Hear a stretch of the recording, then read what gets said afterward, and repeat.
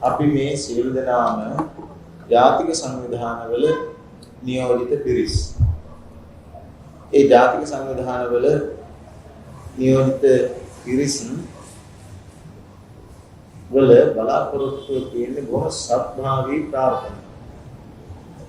ඒ සත්භාවී ප්‍රාර්ථනාව තමයි මේ රට එකක් වශයෙන් පවත්වාගෙන යන්න.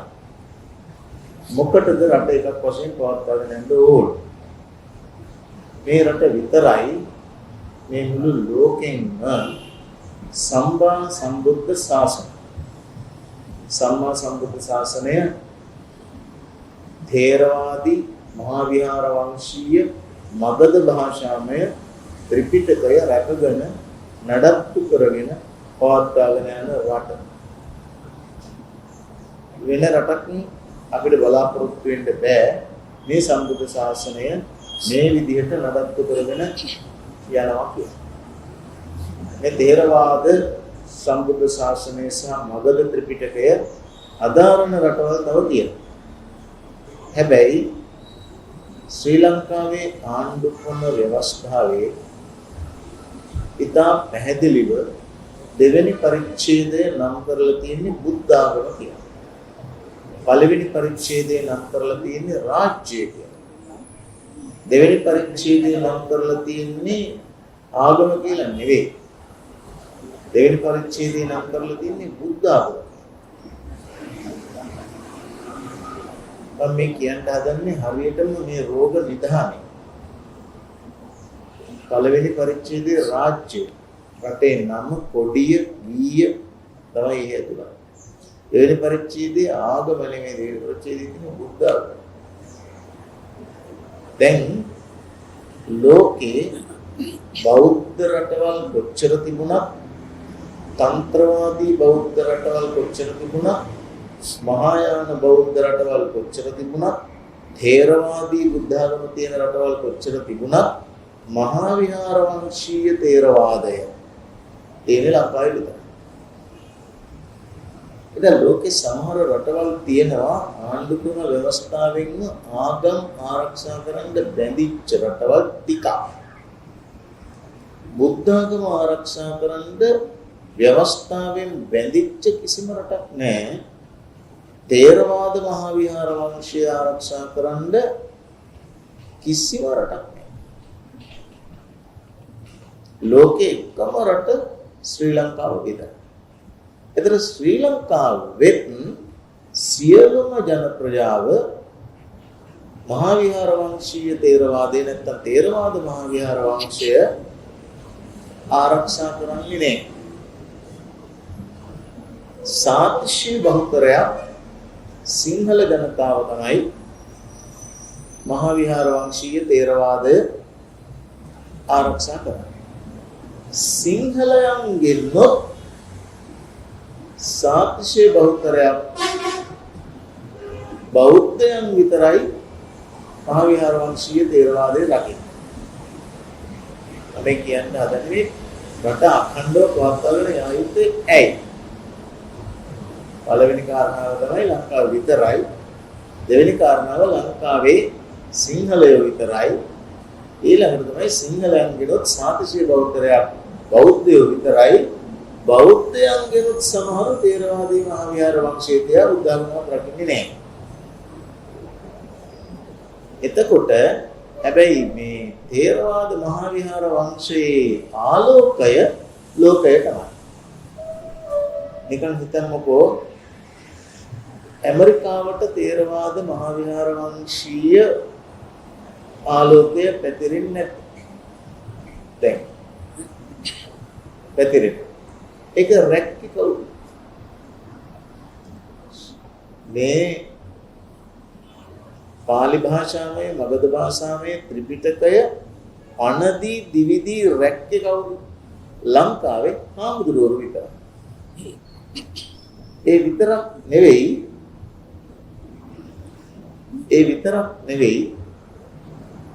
ඒ ථේරවාද මහා විහාර වංශීය ත්‍රිපිටකයට පිරිවානා පොත් වහන්සේත් එකතු කරලා යම් යම් සිංහලෙනුත් පිරිත් එකතු කරලා එතකොට ඒ මහා විහාර වංශීය තේරවාදයේ දැක්ම අනුව නිකන් හිතන්නකෝ අපේ මෛත්‍රී භාවනාවේ නැති ටික. තේර ටික නෙමෙයි. මෛත්‍රී භාවනාවේ නැති කරුණු ටිකක් තියෙනවා. ඒ තමයි මෛත්‍රී භාවනාවේ කිසි තැනක නැහැ සියලු සිංහලයෝ නිදුක් වෙත්වා. කිසි තැනක නැහැ සියලු බෞද්ධයෝ නිරෝගී වෙත්වා. කිසි තැනක නැහැ සියලු ලාංකිකයෝ සුවපත් වෙත්වා. අඩු ගානේ සියලු මිනිස්සු සුවපත් වෙත්වා කියලා. සබ්බේ සත්තා භවන්තු සුඛිතෝ. එහෙව් අපිටද ජාතිවාදීන් කියලා කියන්නේ. මේක ජාත්‍යන්තරවාදය නෙමෙයි මේක විශ්වාන්තරවාදය. අපි විශ්වාන්තර දැක්මින් ඉන්න මිනිස්සු අපි වෙස්සන්තර මිනිස්සු. වෙස්සන්තර තමයි විශ්වාන්තර කියන්නේ. ඒක ජාතික කුලකයටත් එහා ගියේ ජාත්‍යන්තර කුලකයේ රැඳිලා ජාත්‍යන්තර කුලකයේ අභිභවණය කරමින් ව්‍යතිරේකයක් වශයෙන් නෙමෙයි අභිභවණය කරමින් විශ්වාන්තර දැක්ම දක්වා ගියේ එකක්. අහං අවේරෝ හෝමි අභ්‍යාපජ්ජෝ හෝමි අනීගෝ හෝමි සුඛියත්තානම් පරිහරාමි අහං වියමයිහං මාතා පිතරෝ හිත සත්තා ආජ්ජත්තික සමජ්ජ ආජ්ජත්තික සත්තා වේරී සත්තා අවේරී සත්තා අර සිංහලෙන් කියන මම නිදුක් වෙනවා නිරෝගී වෙනවා කියන භාවන. ඒකටයි බෞද්ධ දැක්ම කියන්නේ. එහෙව් අපිටද ජාතිවාදීන් කියන්නේ. අඩු ගානේ සිංහලයෝ නිදුක් වෙත්තා නෙමෙයි බෞද්ධයෝ නිදුක් වෙත්තා නිරෝගී වෙත්තා නෙමෙයි. ලාංකිකයෝ සුවපත් වෙත්තා නෙමෙයි. මිනිස්සු සුවපත් වෙත්තා කියලාවත් අපි කියන්නේ. එහෙව් දහම එහෙව් ආලෝකය රකින්නේ ලංකාව විතරයි. ලංකාව කියලා කියන එකේ මේ තියෙන ජාතිකත්වය දරාගෙන ඉන්න පිරිස් විතරයි. ඒ මිනිස්සුන්ට තියෙන්නේ ලංකාව විතරයි. කොයි ජාතිකයකටද ලංකාව විතරක් තියෙන්නේ ලංකාවේ ඉන්න සිංහලයෝ හැර. අනිත් ඔක්කොම තව බෝරටවල තියෙනවා. බෝර මේක ටිකක් ගැඹුරින් සාකච්ඡා කරන්න ඕන ශාස්ත්‍රීය කාරණාවක්. ලංකාවේ භාෂාවල් අතරත ඉංග්‍රීසි භාෂාවට අකුරු නැහැ. සංස්කෘත භාෂාවටත් අකුරු නැහැ. පාලි භාෂාවටත් අකුරු නැහැ. හින්දි භාෂාවටත් අකුරු නැහැ. ඉංග්‍රීසි භාෂාවට ලියන්න පාවිච්චි කරන අකුරක තියෙන හඬයි හැඩයි. හඬ සමානයි කොහෙද? හැඩ කියන්නේ ලියන එක. ඉංග්‍රීසි භාෂාව ලියන්න පාවිච්චි කරන්නේ රෝමන් අකුර. ඒ හින්දා ඒකට කියන්නේ රෝමන් කියලා. ටයිම්ස් කම්පැනිෙන් හදාපුවාම ටයිම්ස් රෝමන් එක නිව් වර්ෂන් එක ටයිම්ස් නිව් රෝමන්. රෝමන් කියන්නේ අකුරු જાතියක් භාෂාවක් නෙමෙයි. ඉංග්‍රීසි කියන්නේ භාෂාවක් අකුරු જાතියක්. හින්දි ලියන්නේ දේවනාගරී අකුරු වලින් දේවනාගරී කියලා භාෂාවක් නෑ. දේවනාගරී අකුරු වලින් හින්දි ලියන්නේ හින්දි කියලා භාෂාවක් තියෙනවා අකුරු જાතියක් නෑ. දේවනාගරී කියලා අකුරු જાතියක් තියෙනවා භාෂාවක්. සිංහල කියලා භාෂාවක් තියෙනවා අකුරු જાතියක් තියෙනවා. ඒ අකුරු වලින් වෙන මොනවාක්වත් ලියන්න බෑ.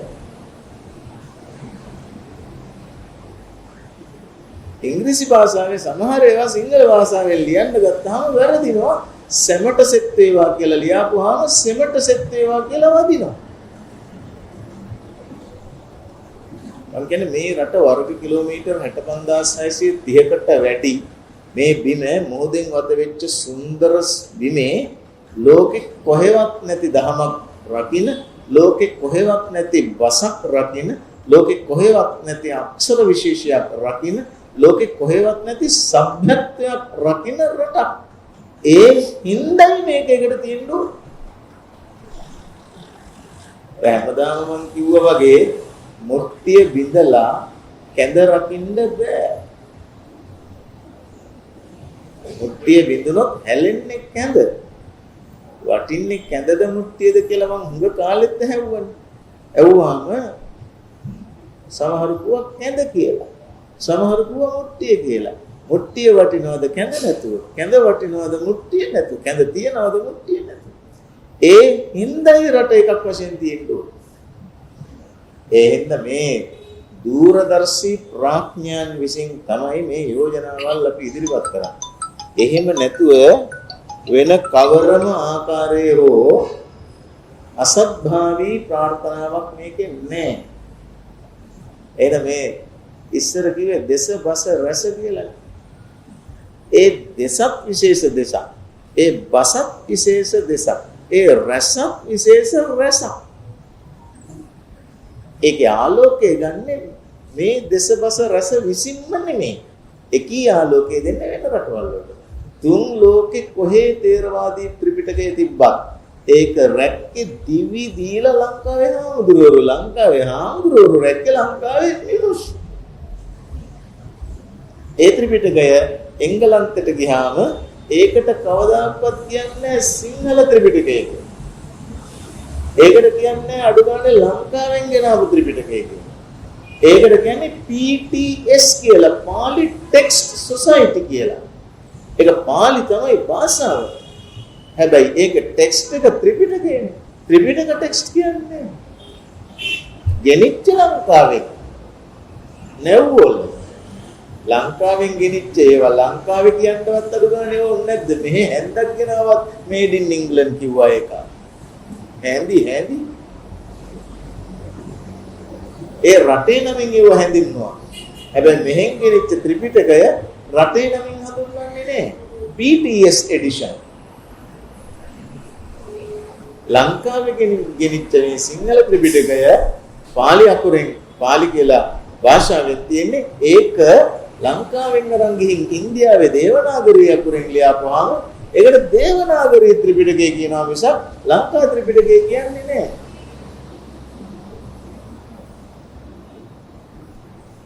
කොයිතරම් අසාධාරණයක් වෙලා තියෙනවද? ඒ හින්දා මේ තියෙන ටික බේරගන්න එක වත් අඩු ගානේ වටිනවා ගිනිච්ච ටික ගේන්නත් කලින්. අඩු ගානේ තියෙන ටික රට ගන්න. ඒ හින්දායි ලංකාව එකක් වශයෙන් තියෙන්න ඕන කරන්නේ. ඒ හින්දාමයි මේක දෙකට තුනට ගැටෙන්නවට කැමති සමහර. ඒක බින්දිච්චාම හැලෙනවා. අපි ඇයි ඇත්ත වශයෙන්ම නැගෙනහිර සහ උතුර මට වැරදිලාවත් උතුර නැගෙනහිර කියවෙන්නේ නැහැ. අර කියවෙන්නේ නැගෙනහිර සහ උතුර කියලා. උතුර සහ නැගෙනහිර කියවෙන්නේත් නැහැ. එහෙම වෙනකොට අකමැතියි. එතකොට ඕනෑම ප්‍රාන්තයකට ආගමක් නිශ්චය කරගන්න පුළුවන්. ඕනෑම ප්‍රාන්තයකට විභාග නිශ්චය කරගන්න පුළුවන්. අපේ O level මේක, අපේ A level මේක, අපේ සිලබස් එක මේක. ඒ හින්දායි රට එකක් වශයෙන් තියෙන්නේ. අපේ මුදල් ලේඛකය මේක, අපේ පොලිසිය මේක. ගංගා ගලන්නේ පළාත් හරහා නෙමෙයි. මේ වර්ග කිලෝමීටර් 65000 කෑලි දෙකකට කඩාපුවා මොකද ඉතුරු? ඒ හින්දා ගිජුලි හිනියන්ට ගිලින්න නම් ඕන එකක් කෑලි කඩන්න ඕන තමයි. ගිලින්න ලේසි වෙන්න කෑලි වලට කඩන්න ඕන තමයි. ඒ හින්දා රට එකක් වශයෙන් තියෙන්න ඕන. ඒක හින්දා දූරදර්ශී ප්‍රඥයන් විසින් බොහෝ සත්භාවයෙන් ඉදිරිපත් කරන මේ යෝජනා දිහාවේ අසත්භාවයෙන් බලන්න එපා කියලා ඉල්ලා හිටින්න ඉස්සරලා.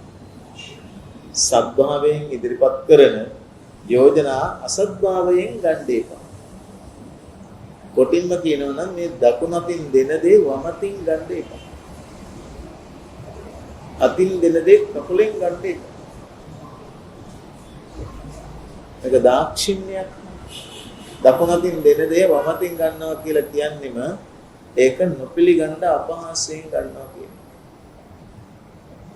ඒක නිසා මේවා ඇත්ත වශයෙන්ම මීට දායක වීමේ අවම දායකත්වය තමයි මම කරලා තියෙන්නේ.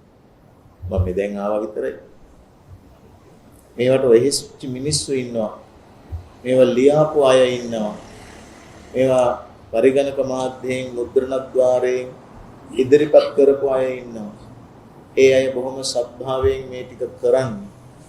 ඒ හින්දා මෙහි ප්‍රකාශකයන් වන දේශහිතසී ජාතික ව්‍යාපාරයට එහි මුල් පුරුක් වන අපේ ගුණදාස අමරසේකර සුධීමතුන් ඇතුළු කොට ඇති කල්යාණන්ද තිරාණගම සුධීමතුන් සහිත මේ පින්නත් හැමදෙනාටම ඒ සඳහා මේ ප්‍රකාශනයන් කිරීමට අවස්ථාව ලබා දෙන අපේ මහාචාර්ය නායක හාමුදුරන්ටත් පින්නත් ඔබටත් අපි ජාතියක් වශයෙන් පුණ්‍යානුමෝදනා කරන්න ඕන. බැරි වෙලාවක් වත් ඈත පේන අනතුරක් නොකියා සිටියොත් ඒක බැලුම්ගලේ කාර්යභාරයේ පැහැර හැදියා. ඈත පේන අනතුර දැක දැක නොකියා සිටීම වරදක්. ඒක හරියට නිකන් කුණාටුවක් එන බව දැන දැනත් නොකියා සිටින්නා වූ ආයතනසේ.